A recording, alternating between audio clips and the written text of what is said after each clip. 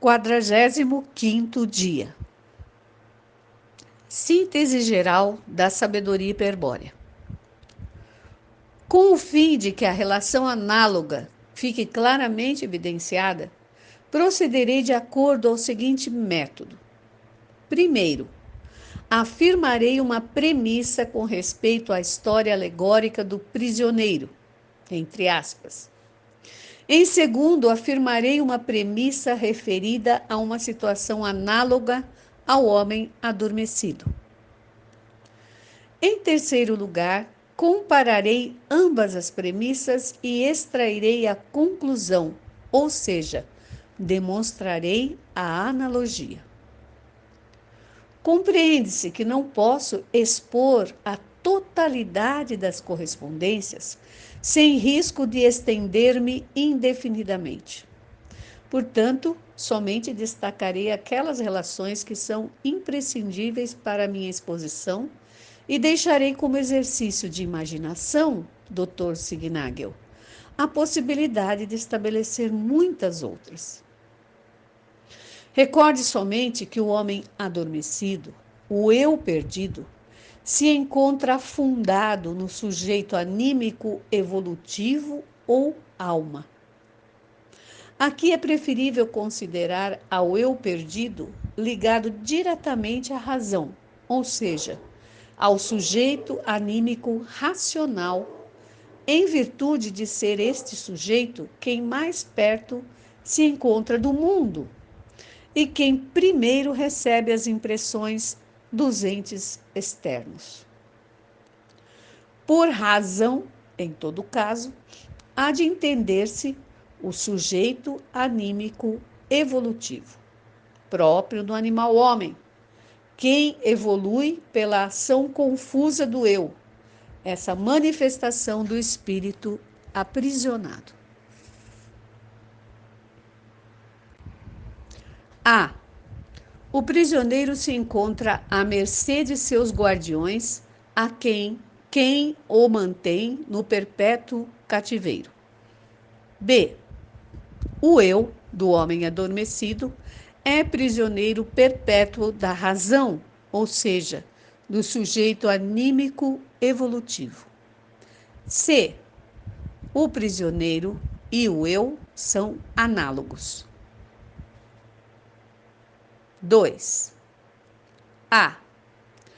Os guardiões são os intermediários dinâmicos, mesquinhos, por certo, entre o prisioneiro e o mundo exterior.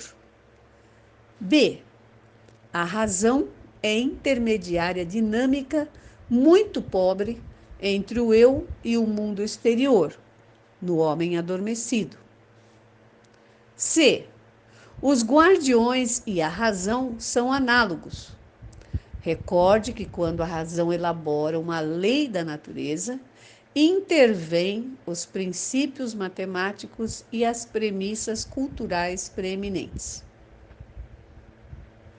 3. A. Os guardiões se valem de uma linguagem própria, diferente da língua do prisioneiro, a que este tem ouvido. B.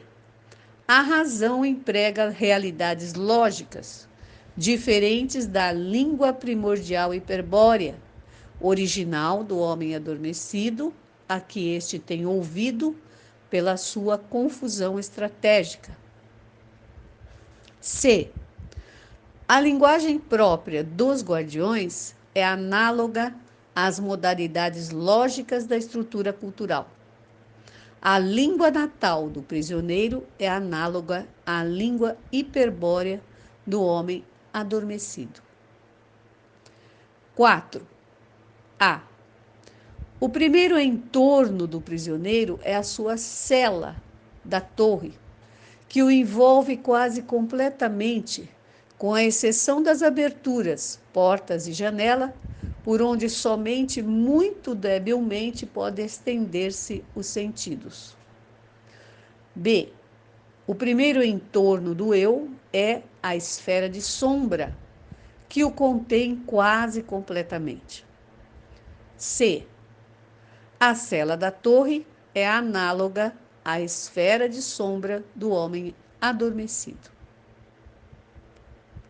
5. A. Na cela há uma janelinha gradeada, por meio da qual o prisioneiro obtém uma imagem precária, mas direta, do mundo exterior. B. Estabelecendo um contato permanente com o eu, está a esfera sensorial, por meio da qual este obtém uma imagem precária, mas direta, do mundo exterior. C. A janelinha gradeada é análoga à esfera sensorial ou à dos sentidos no homem adormecido. 6. A.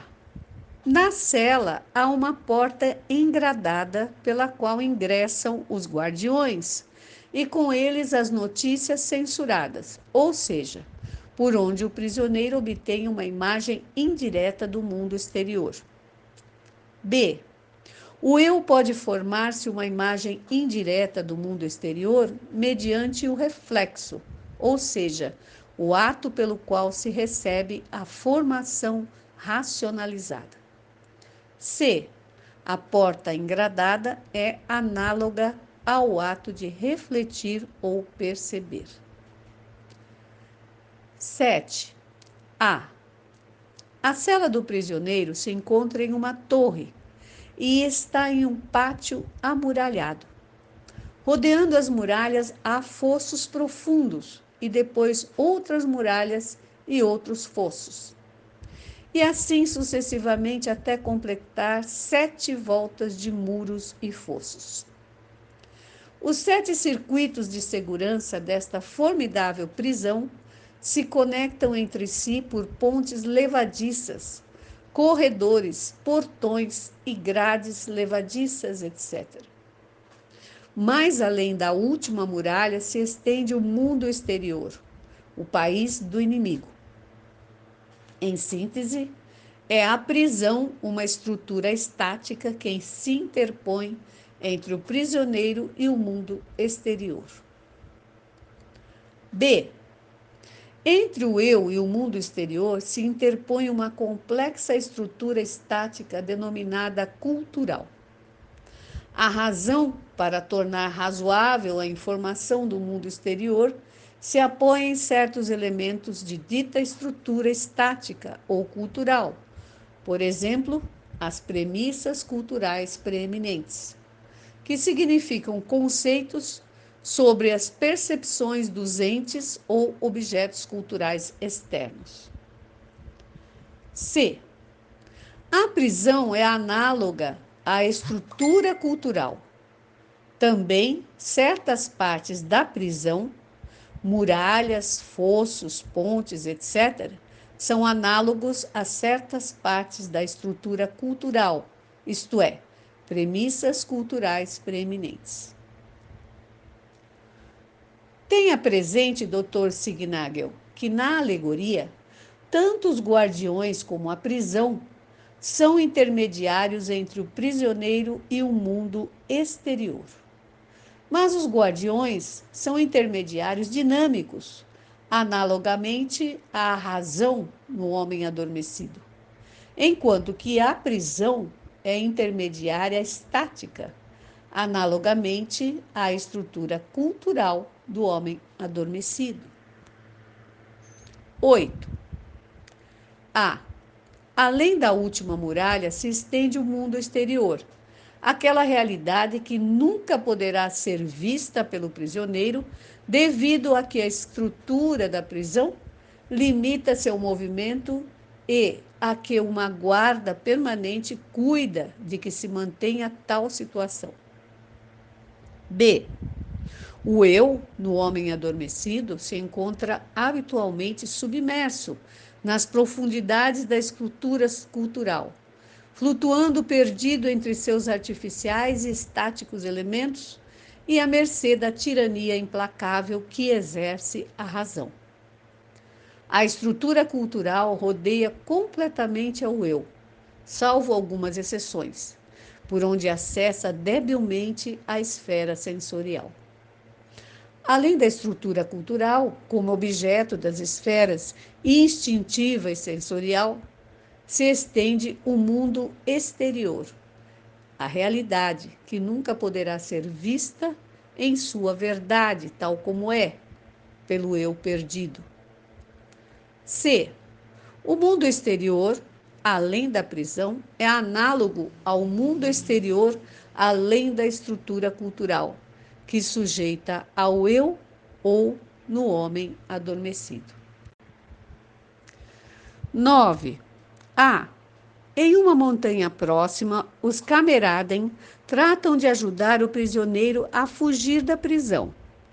Para isso, enviam uma mensagem, na sua língua natal, valendo-se do meio acústico. Então, mensagem a uma canção infantil para despertar o prisioneiro e uma canção de amor com a chave do anel para que busque a saída secreta e fuja. B. Em um centro oculto chamado Agartha, os deuses leais tratam de ajudar aos homens adormecidos a romper as cadeias que os mantêm sujeitos ao mundo material do demiurgo. Para isso, enviam carismaticamente uma mensagem na língua dos pássaros, valendo-se das Vrunas de Navutã. Em tal mensagem há uma recordação primordial para despertar e orientar ao homem, e uma canção de amorte com a chave do anel para que busque o centro, regresse à origem e abandone como um deus o inferno material de Jeová Satanás. C. Pode-se estabelecer entre A e B muitas analogias. Só destacarei a mais importante. Os Cameraden são análogos aos deuses libertadores. Creio que os 9 argumentos precedentes constituem uma eficaz demonstração da correspondência análoga que existe entre a alegoria e a situação do homem adormecido. Mas isto não é tudo. Há reservado 3 componentes da alegoria: canção infantil, canção de amorte, saída secreta, para efetuar uma última correspondência análoga e extrair a conclusão final. Como a validade da relação análoga existente ficou evidenciada nos argumentos precedentes, não será necessário recorrer ao mesmo método no próximo comentário. Darei por provadas as analogias que mencionei. Recordarei agora os motivos que me levaram a desenvolver a alegoria. Propunha-me a mostrar de maneira análoga o método empregado pelos deuses leais para contra-atacar a ação da cultura, uma arma estratégica da sinarquia. Previamente esclarecerei que são os elementos culturais interiores o verdadeiro instrumento que a sinarquia emprega para manter o homem adormecido, ou seja, na confusão. Nesse estado, o eu é sujeito à razão pela estrutura cultural, fonte da qual se nutre finalmente toda a atividade mental. Assim, ocorre que o eu, ou seja, a consciência presente do homem, resulta dirigida para o mundo através da estrutura cultural pela razão. O resultado, disse várias vezes, é uma imagem deformada do mundo e um estado de confusão psíquica que dificulta a reorientação estratégica do homem. Contra esta situação, os deuses leais, igualmente aos Cameraden da alegoria, se dispõem a acudir em auxílio enviando uma mensagem. O principal objetivo é saltar todas as muralhas e chegar até o prisioneiro, o eu, com uma mensagem de duplo significado. 1. Despertar. 2. Orientar. Para isso, os deuses leais transmitem a mensagem carismaticamente há muitos milênios. Alguns a ouvem, despertam e partem. Outros, porém, continuam na confusão. Claro, não é fácil reconhecer a mensagem, porque tem sido emitida na língua dos pássaros, e seus sons somente podem ser percebidos com o sangue puro. Está claro, então? A mensagem dos deuses leais permanentemente ressoa no sangue dos homens adormecidos. Quem não a escuta é porque padece da confusão estratégica ou desconhece sua existência, que vem a ser o mesmo. Mas como deveria cumprir sua função a mensagem carismática? Em 2 passos. Em primeiro lugar, os deuses falam, no sangue do homem, de uma recordação primordial, de algo ocorrido no começo do tempo, quando o espírito ainda não havia sido capturado pelos deuses da matéria. Como os deuses conseguiram fazê-lo é um mistério muito grande, do qual somente eles podem responder. Esta recordação primordial, a canção infantil da alegoria, tem sido induzida com o propósito de que ative a recordação do sangue própria do homem adormecido. Se tal coisa ocorre, então o homem adormecido experimentará uma súbita nostalgia de outro mundo, um desejo de deixar tudo e partir. Tecnicamente, significa que a memória de sangue chegou ali onde o eu perdido se encontrava, sobre o sujeito consciente. Um contato tal entre o eu e a memória de sangue se realiza independentemente da estrutura cultural e a razão.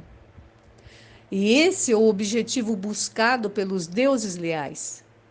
Pode-se, pois, chegar à medula do eu pela via do sangue. Será então nesse fugaz momento quando se deixará ouvir a canção de a morte.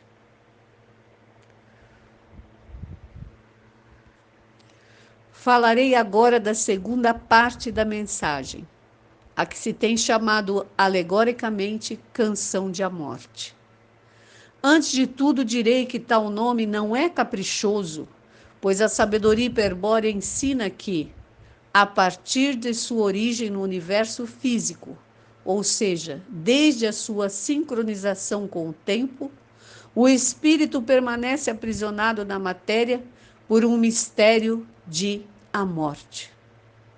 Quando a recordação de sangue, ativada pela primeira parte da mensagem, abre um caminho não racional, não cultural, até o eu, então os deuses leais cantam a canção de a morte, fazem participar ao homem no mistério.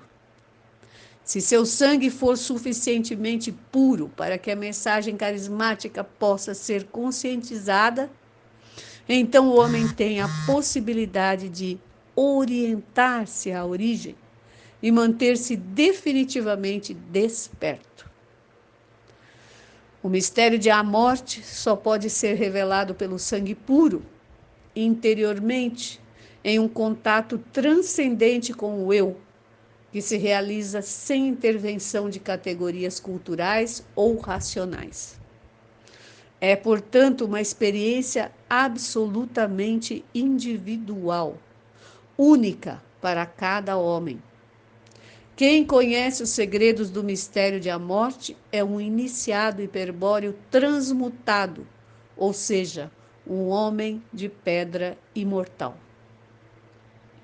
O mistério de a morte é um descobrimento pessoal, repito, único para cada homem, sobre a verdade de sua própria queda. Ninguém pode conhecer este segredo e continuar igual. E ninguém, muito menos, se atreveria a falar disso, uma vez que a suprema experiência tenha tido lugar. Pelo contrário, muitas vezes os lábios ficam selados para sempre, os olhos cegados e os ouvidos cerrados. Não são poucos os cabelos que se tornam brancos, nem menos as mentes que se afundam nas trevas da loucura. Porque somente um valor infinito pode sustentar, vivo e são, aquele que tenha visto o engano das origens e tenha compreendido por fim a verdade de sua queda. Sendo o peso do segredo tão terrível, compreende-se porque digo que jamais pode haver um indício do mistério de a morte, e somente alguém irresponsável ou louco afirmaria o contrário. A sabedoria hiperbórea aporta técnicas de purificação sanguínea que tem por finalidade aproximar ao mistério. Mas o mistério em si se descobre interiormente. É único para cada homem e não convém falar dele. No mais, se podem oferecer algumas sugestões, como a que expus nos dias 8º e 9º, ao narrar o ritual do fogo frio. A alegoria histórica do prisioneiro permite expor de maneira simples o método empregado pelos deuses leais para guiar aos homens adormecidos. Na mensagem carismática consegue, se for escutado, despertar o homem colocando-o em contato com sua memória de sangue. A continuação lhe faz participar do mistério de a morte, suprema experiência que anula, segundo dissemos, a estratégia cultural da sinarquia. Mas não é possível saber em que consiste o mistério de a morte até tê-lo vivido individualmente. Somente se tem os indícios gerais que foram deixados por aqueles que se transmutaram e partiram. Em base a tais indícios, se pode afirmar que o mistério de a morte é experimentado de 7 maneiras diferentes pelo homem, e que justamente essa é a razão pela qual a sabedoria hiperbórea prevê 7 vias iniciáticas de libertação. De acordo ao modo em que o mistério de a morte tem sido gnosticamente percebido, será a via de libertação adotada. E é por isso que se fala de uma via de mutação ou do raio, de uma via seca ou o caminho da mão direita, de uma via úmida ou o caminho da mão esquerda, de uma via da oposição estratégica ou via da gnose guerreira para a orientação absoluta, etc. Não falarei por hora de todas as vias de libertação, mas daquela que tem especial relação com esta história, ou seja, a via da oposição estratégica, que era a seguida pela casa de Tarsis. Mas a via da oposição estratégica é a interpretação última do antigo mistério do labirinto, fundado por Navutã, logo do afundamento da Atlântida. A casa de Tarsis, a segunda parte da canção de A Morte, que era escutada durante o ritual do fogo frio, lhe revelou o mistério do labirinto como via de libertação individual. Vale dizer que os senhores de Tarsis sempre compreenderam o mistério do labirinto ao transmutar-se em homens de pedra. Com respeito à alegoria do eu prisioneiro, há que se entender que a solução de Navutã ao mistério do labirinto, ao mistério do aprisionamento espiritual, ao mistério da morte, é análoga à solução da canção de A Morte. Ela consiste em um modo para 1. Despertar, 2. Orientar. Tal modo é o que ultimamente se denomina via da oposição estratégica, e que inclui necessariamente o uso das vrunas e o princípio do cerco. Na alegoria, a segunda parte da mensagem era bastante extensa, porque se referia também às outras vias de libertação que podem abrir o mistério de a morte.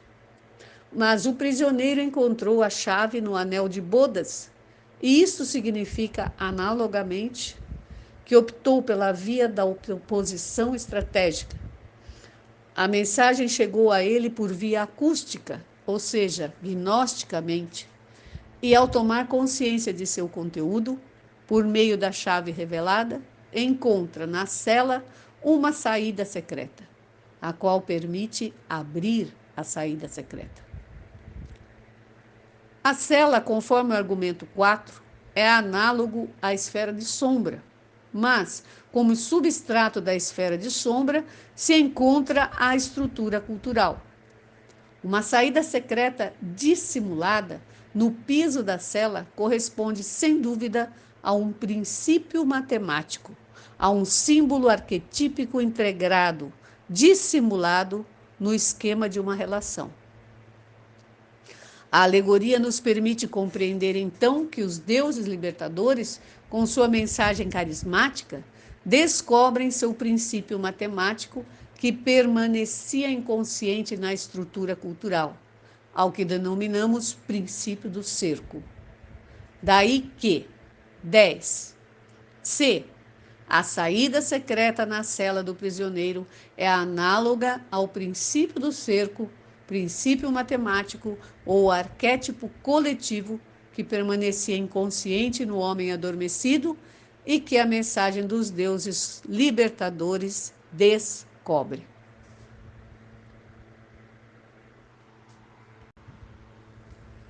Demonstrei dias atrás que no processo mental que dá lugar à ideia científica de um fenômeno, ocorrem elementos de duas fontes principais: os princípios matemáticos e as premissas culturais preeminentes.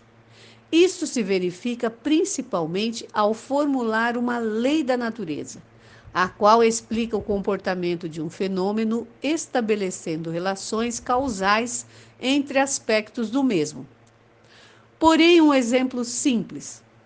Se deseja medir o lado de um poliedro regular. Aqui, o fenômeno é um corpo com forma de poliedro regular, ou seja, um ente fenomênico.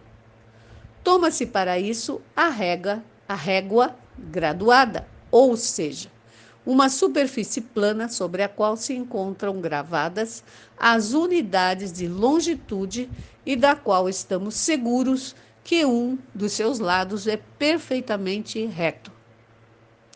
Faz-se coincidir o zero da régua com o começo do lado que vamos medir.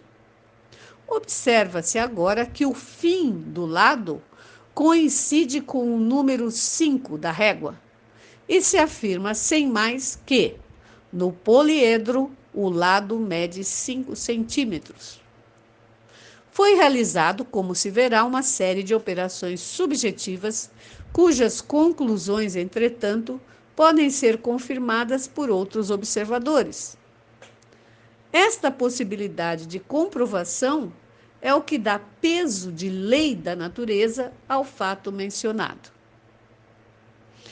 Mas acontece que na régua que se crê numerada, na real, há sinais gravados que representam números, não números em si. Os números são princípios matemáticos próprios da estrutura cultural, ou seja, elementos subjetivos que intervêm no ato de reconhecer que o limite do lado coincide com o sinal 5. Disse, mede 5 centímetros. Se está realizando a afirmação de uma qualidade empírica.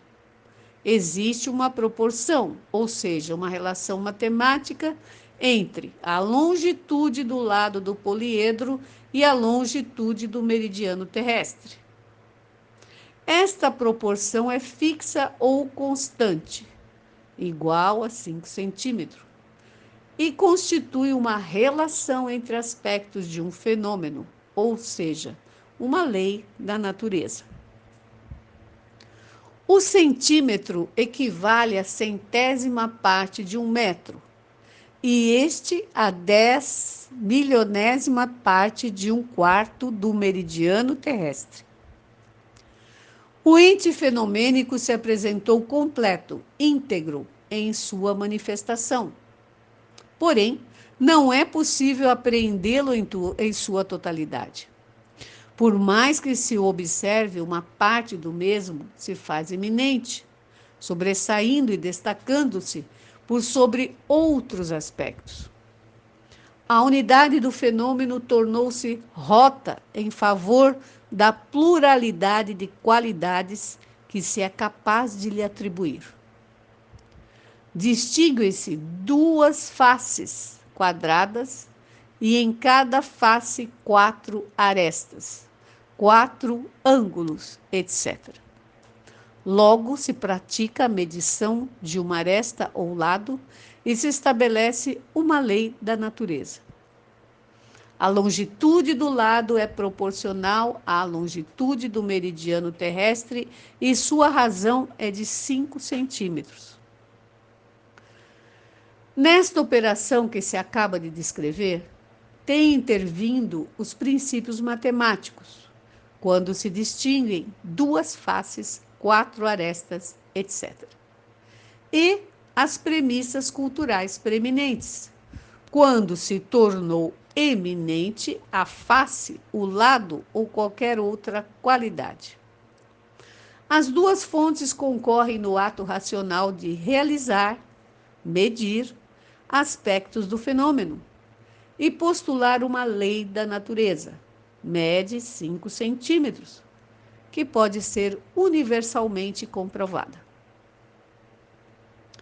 Espero ter deixado claro que os princípios matemáticos, o 1, o 2, o quadrado, etc., por serem propriedades intrínsecas da estrutura mental, intervêm a priori na formulação de uma lei da natureza. Quanto aos números do mundo, esses que aparecem gravados na régua graduada, somente são signos culturais de representação aos que se distingue graças à aprendizagem convencional. Houve povos antigos que representavam os números com nós ou ideogramas. É presumível que um instrumento de medição composto de uma vara, na qual se tenham gravado hieróglifos, não significaria, em princípio, nada para nós se não conseguimos ler os sinais, ou seja, realizar as representações numéricas. A análise epistemológica sobre o modo como o homem estabelece uma lei da natureza há de levar fatalmente à conclusão de que seria impossível que o princípio do cerco fosse localizado no mundo como propriedade dos entes e pudesse ser formulado em linguagem sociocultural. Pelo contrário, o que pode ocorrer em todo caso é que o princípio do cerco seja projetado consciente ou inconscientemente, sobre um fenômeno e seja descoberto nele como uma relação eminente entre qualidades. Naturalmente, dependerá do tipo de fenômeno representado, a complexidade com a que o princípio do cerco seja empiricamente reconhecido e introjetado na estrutura psíquica. Em resumo, o princípio do cerco descoberto à consciência pela mensagem dos deuses leais, é também um princípio matemático e, como tal, entrevira a priori em toda a percepção fenomênica. Os números naturais que estão na mente permitem contar 1, 2, as metades dessa maçã que está no mundo. O princípio do cerco, que está na mente, permite aplicar a lei do cerco sobre o fenômeno que está no mundo. Foi percorrido um longo caminho para chegar a essa conclusão. Expressarei agora de maneira geral. O princípio do cerco fará possível a determinação da lei do cerco em todo fenômeno e em qualquer relação entre fenômenos. Mas o princípio do cerco é geralmente inconsciente, e só quem consegue ouvir a mensagem dos deuses leais pode incorporá-lo à esfera consciente. E só eles, os homens despertos, seriam capazes de aplicar a lei do cerco em uma estratégia guerreira que assegure o regresso à origem.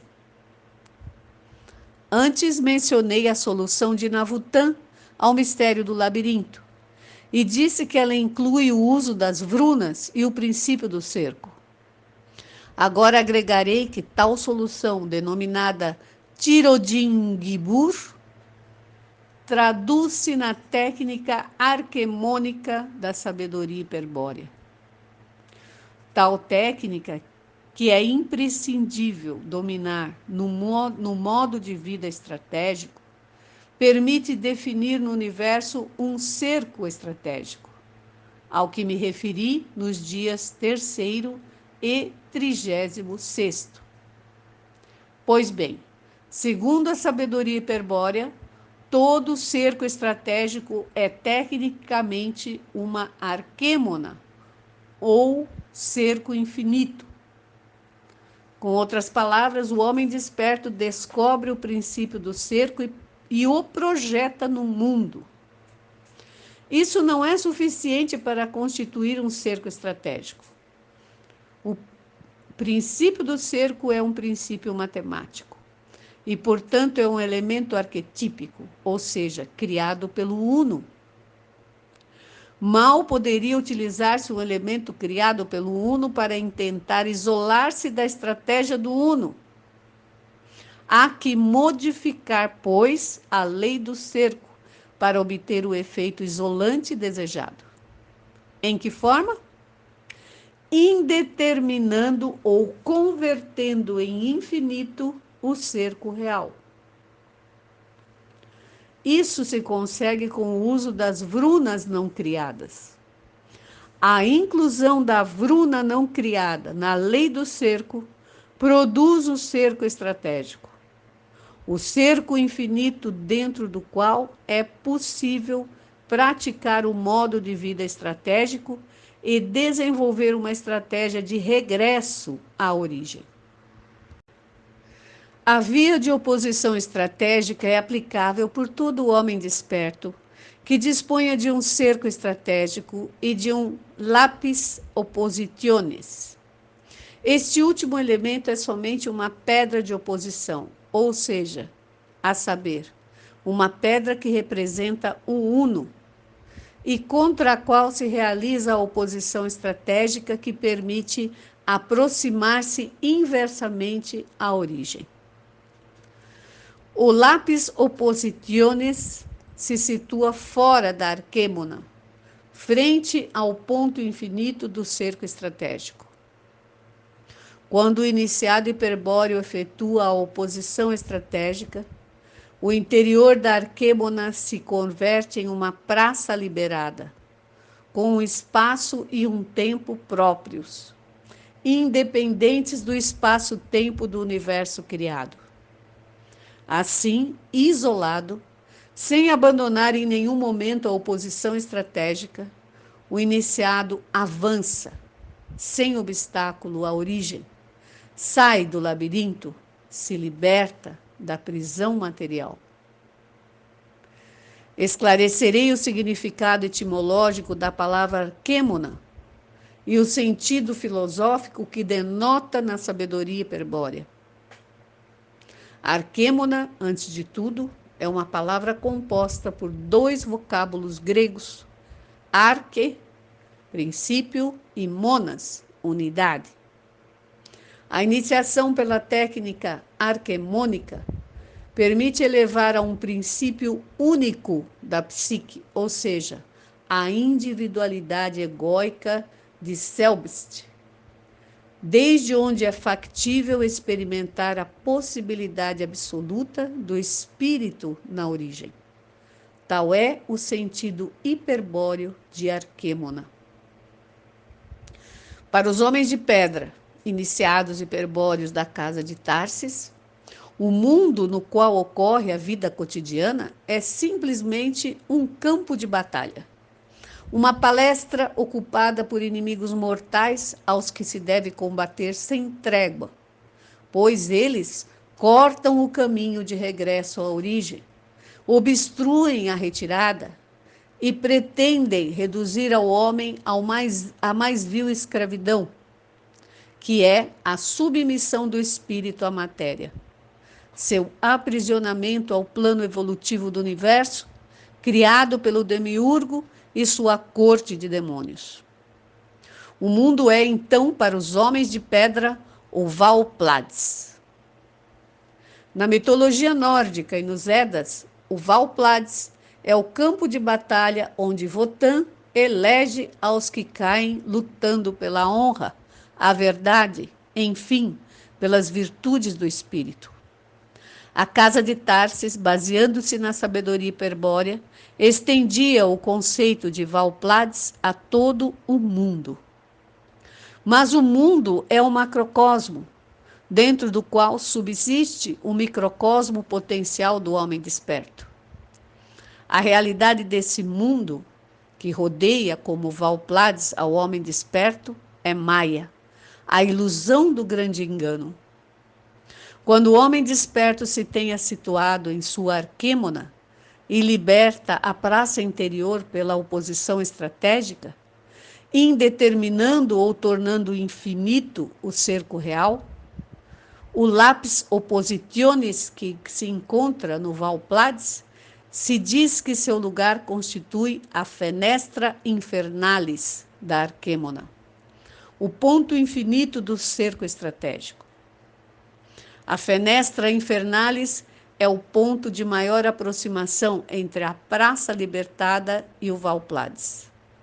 E frente a ela o homem desperto e o demiurgo se enfrentam, cara a cara.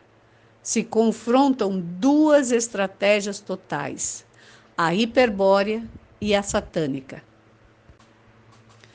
Como última reflexão a respeito à alegoria, direi que o prisioneiro, ao descobrir a saída secreta, está efetuando uma ação análoga a quando o homem desperta aplica a lei do cerco, segundo a técnica arquemônica, e abre unívoca e irresistivelmente uma via para a origem.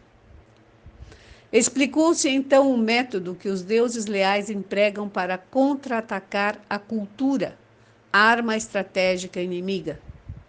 Eles enviam sua mensagem que tem por finalidade despertar no homem a memória de sangue e orientá-lo à origem, sua saída secreta.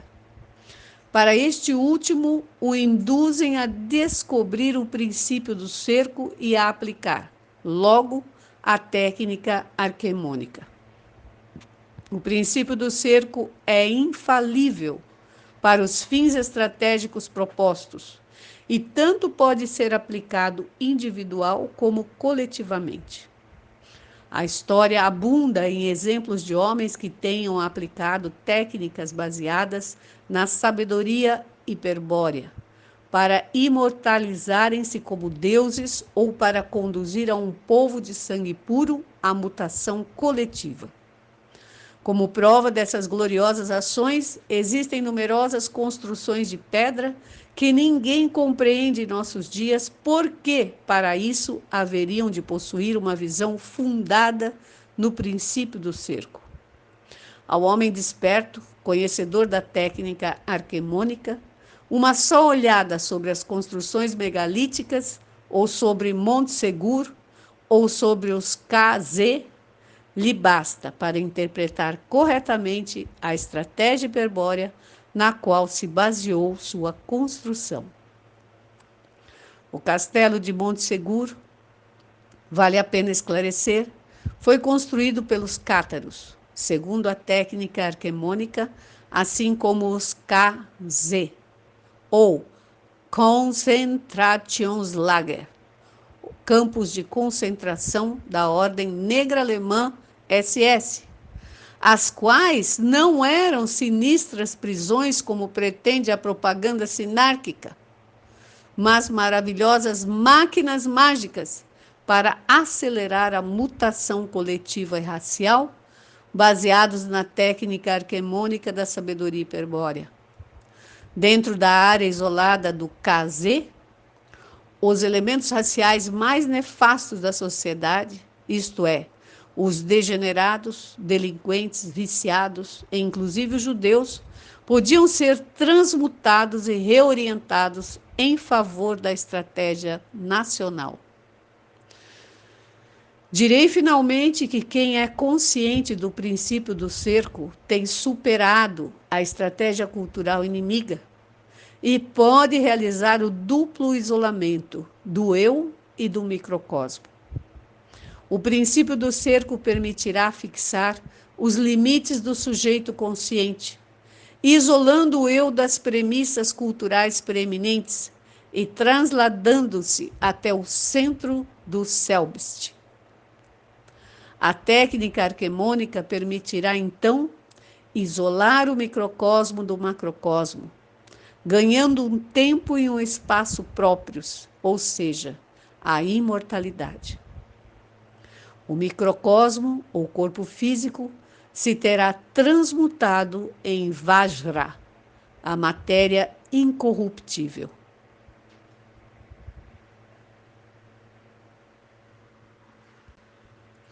Até aqui o nosso estudo de hoje. Na próxima oportunidade, estudaremos o 46º dia da Carta de Belicena Vilca. Uma boa noite a todos e um bom descanso.